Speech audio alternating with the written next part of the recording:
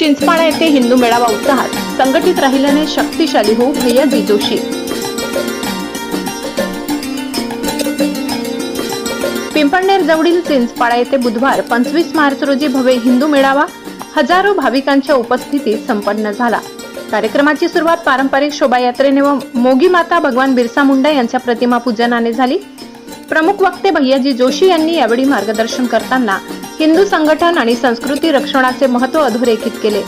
प्रास्ताविकात गोरख कुंवर यांनी मेळाव्याचा उद्देश मांडला तर महंत दीनानाथजी महाराज यांनी सामाजिक एकतेचा संदेश दिला।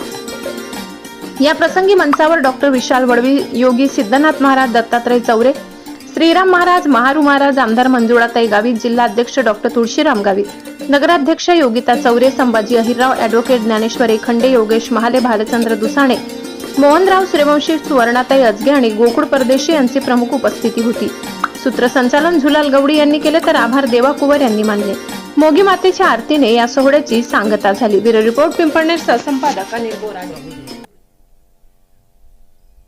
जे हिंदू नाहीत अशा शक्ती आम्हाला येऊन फसवतात, आम्हाला सांगतात की तुम्ही एक नाहीत, तुमच्यावरती अन्याय होतो, तुम्ही आमच्या बरोबर या।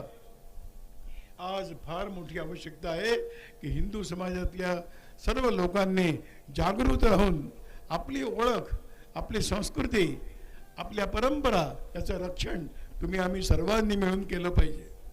जे आता डॉक्टर विशालजींनी सांगितलं, आमची काही जीवनशैली आहे, आमचं वागणं आहे, ते सर्व लोकांना आनंद देणारं आहे।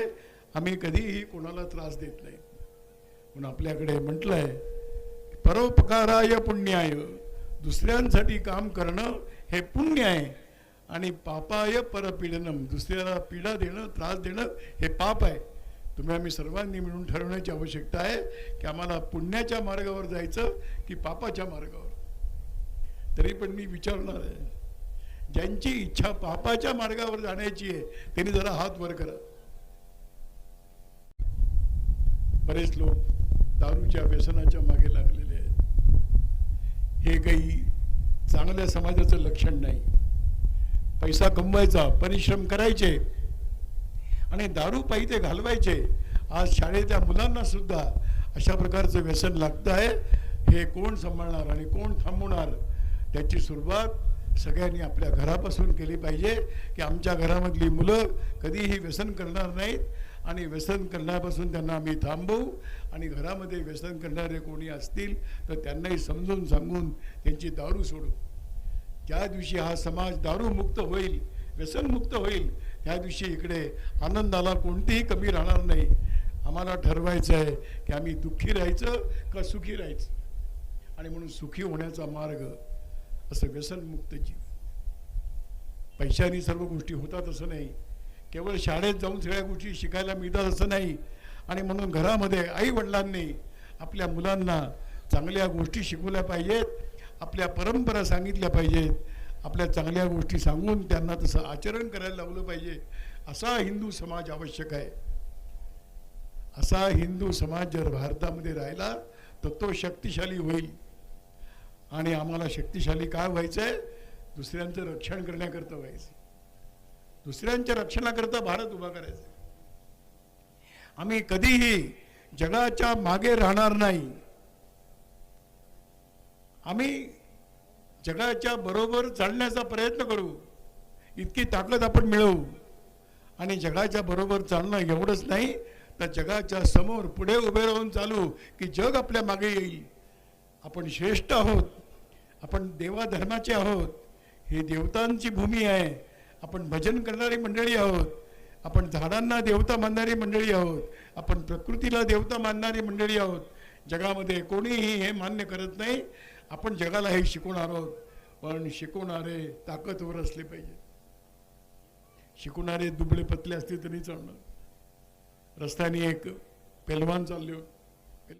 सगळ्या महापुरुषांची इच्छा आहे की आम्ही आमची जात कोणतीही असो, आमचा प्रांत कोणताही असो, आमची कोणतीही पूजा देव असो, आम्ही सगळ्यांनी म्हटलं पाहिजे आम्ही काही जरी वेगळं असलं तरी आम्ही हिंदू आहोत। आम्ही हिंदू आहोत, आमचे देव एकच आहेत। आम्ही सगळे शंकराची पूजा करणारी मंडळी आहोत। आम्ही गणपतीची पूजा करणारी मंडळी आहोत आणि त्यामुळे देव आमचे एक आहेत, आमचे ऋषीमुनी आमचे एक आहेत, आमचे ग्रंथ एक आहेत. भाषा वेगळी असली म्हणून काय झालं? भाषा वेगळी तर त्याचाही आनंद आहे. आता आपण इथे नंदुरबारमध्ये बसलो, नंदुरबार जिल्ह्यामध्ये, इकडची कुणाशीकडची भाषा वेगळी आहे, जळगावची भाषा वेगळी. त्या तळोजा अक्कलकोटकडे गेलं तर त्यांची भाषा आणखीन वेगळी. म्हणून काय वेगळे वेगळे होत का? वेगळे वेगळे नाही होत. भाषा वेगळ्या वेगळ्या आहेत याचा अर्थ आम्ही वेगळे नाही. आमच्या जाती वेगळ्या आहेत याचा अर्थ आम्ही वेगळे नाहीत. आम्ही कायम लक्षात ठेवलं पाहिजे की भारत माता ही ज्यांची आई आहे ते सर्व एकमेकाचे भाऊ आहेत, एकमेकाचे भाऊ बहीण आहेत. त्यामुळे या देशामध्ये राहणारे आपण सर्व एकमेकाचे भाऊ. त्यामुळे छोट्या गोष्टींपासून आपसातली भांडणं आपण संपवली पाहिजे. कोणी कोणाचं शोषण करणार नाही, कोणी कोणावरती अन्याय करणार नाही, कोणी कोणाशी खोटा व्यवहार करणार नाही, कोणी कोणाची अनावश्यक हिंसा करणार नाही. जे हिंसा करणारे लोक आहेत त्यांना थांबवणं हे शक्तिशाली लोकांचं काम आहे. आणि आपण जर शक्तिशाली झालो तर हिंसा करणारे काहीही करू शकणार नाहीत. पण आम्ही संघटित पाहिजे, आम्ही शक्तिशाली पाहिजे. आणि म्हणून सर्व प्रकारचे भेदभाव विसरून आपण सर्वांनीच आम्ही एक आहोत. एक आमची भारत माता आहे, एक आमचा भारत देश आहे. काश्मीरपासून कन्याकुमारीपर्यंत आणि राजस्थानपासून तिकडे आसामपर्यंत पसरलेली ही सर्व एक भारत माता आहे. या देशातले सगळे लोक, या ठिकाणचे सगळे लोक वंदे मातरम म्हणतात, भारत माता की जय म्हणतात. आम्ही वेगळे कसे? आम्ही एक आहोत. राजकारणी लोक आम्हाला वेगळं वेगळं करतात. त्या राजकारणी